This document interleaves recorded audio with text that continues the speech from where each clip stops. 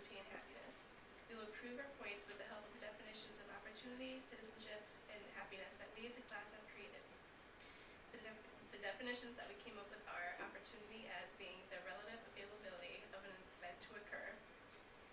Happiness is somewhat long-term, and it's like when you're being pleased with your place in life, and a citizen is any age but only legal. After defining these terms, my team and I have gathered specific evidence from literary resources, current events, media, songs, and historical figures and events to support our stance during this debate.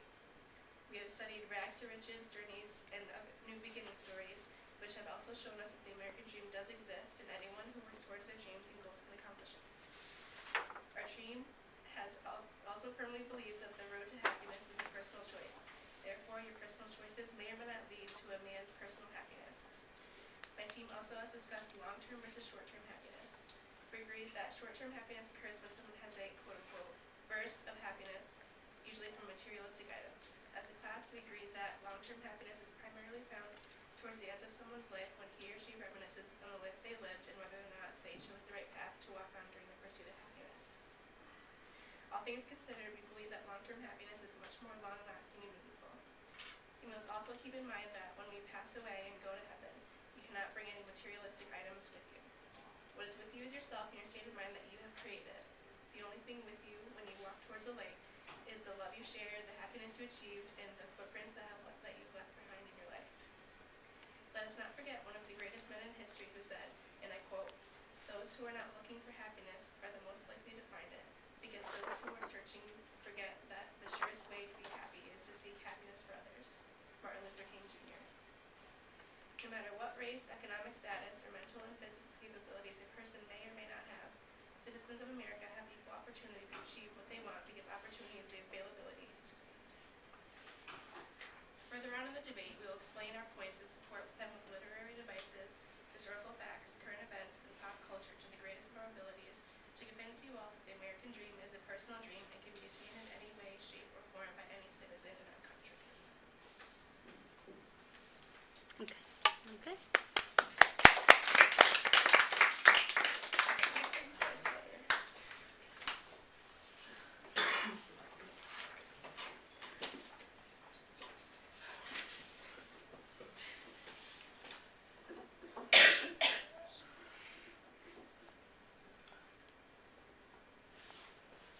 The timekeeper yesterday did a much better job than I'm doing.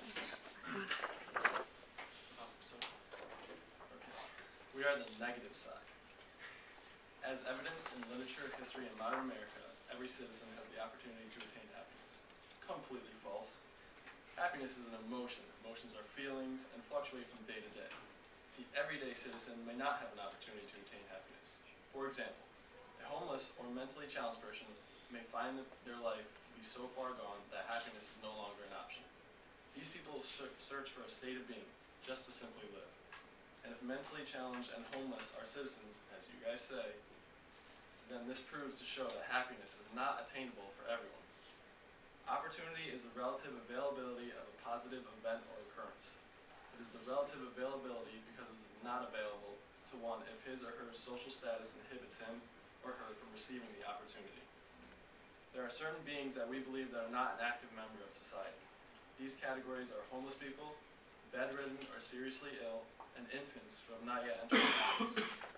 We believe that these people do not have a chance at happiness at the moment in the present time. This goes along with our thesis because happiness is conditional and is only an at-the-moment feeling. There will always be those events in one's life that cancel out happiness. For example, when a human gets a dog, he or she is happy at the moment. When that dog dies, the happiness is taken away. Happiness is simply a pleasant feeling at a moment in one's life. We can prove this by simple human nature in the 21st century.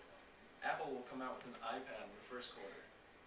The company will allow its consumers to enjoy the latest technology for the next 2 quarters, but Apple will close the year with releasing the iPad 2. This will make people feel unhappy because now they don't have the newest gadgets. We can see in literature that this resolve is not true.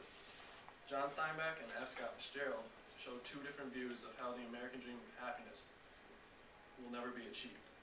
Of Mice and Men shows that living with no money can destroy happiness. Of someone has dreams that they want to achieve, more often than not, it will include money somewhat along the way. If no money is present, Of Mice and Men shows what the consequences of these frustrations can be. The Great Gatsby shows the contrary of Mice and Men. These people have so much money that they don't know what to do with themselves. The cliche for this is it's lonely at the top, and I certainly don't put lonely and happiness in the same column.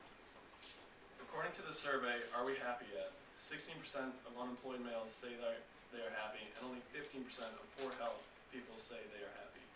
These numbers are very low and do not show good future opportunities to attain happiness. The proof just doesn't get any colder than that. Humans just like you and I are saying that they are unhappy, in very high percentages, I might add. Why is it that when I search for the American Dream online, I get websites like endoftheamericandream.com, newdream.com, and the American Dream is nomas.com? Happiness is a state of mind, and clearly most Americans are not fit in the fit state of mind to attain it. When push comes to shove, evidence in literature, history, and modern America proves that every citizen does not have the opportunity to attain happiness.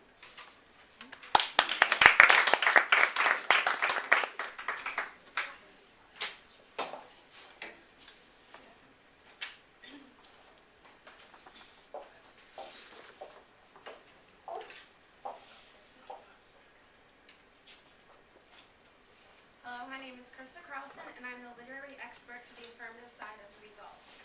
Literature has always been an important way of expressing the views of society in a more insightful form. American authors have shown through literature that every citizen has the opportunity to attain happiness. One of the first ways that every American achieves the opportunity to attain happiness is through the creation of an identity. Americans are known for their vigorous desire to show the world that they have something to offer.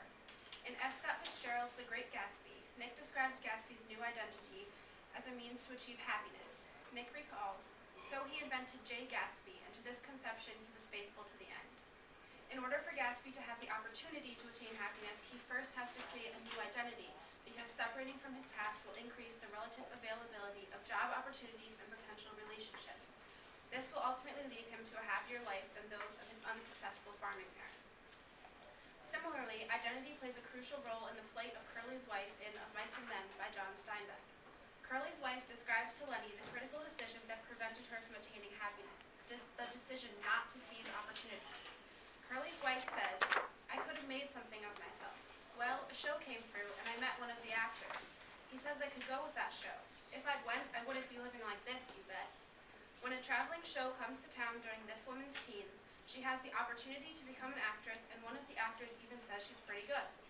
Because Curly's wife doesn't seize the opportunity that has been made available to her, as a result, she ends up marrying Curly and living a miserable life. Even though Curly's wife didn't attain happiness, she had the opportunity to attain happiness.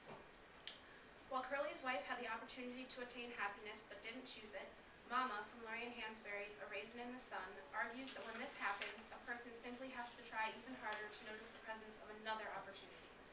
Mama cries, "We was going backwards instead of forwards, talking about killing babies and wishing each other was dead. When it gets like that in life, you just gotta do something different, push out and do something bigger." This is exactly what Mama does. She pushes out and does something bigger so that her family will realize it is possible for them to achieve happiness. Mama buys a new house in a nice neighborhood and asks Travis, "You glad about the house? It's going to be yours when you get to be a man." This house will make Travis happy because he'll have a yard to play in, Ruth happy because she'll have room to raise 2 children, Walter Lee happy because he'll have a chance to start over, Benita happy because she'll be able to further establish her identity as an educated working woman, and Mama happy because she'll take pride in the new home and what it can offer her family.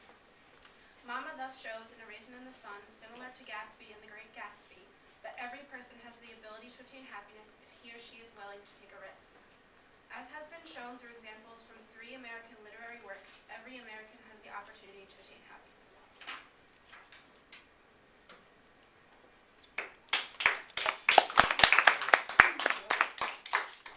Okay, is the negative side ready for rebuttal? Would you like to take any time? Okay.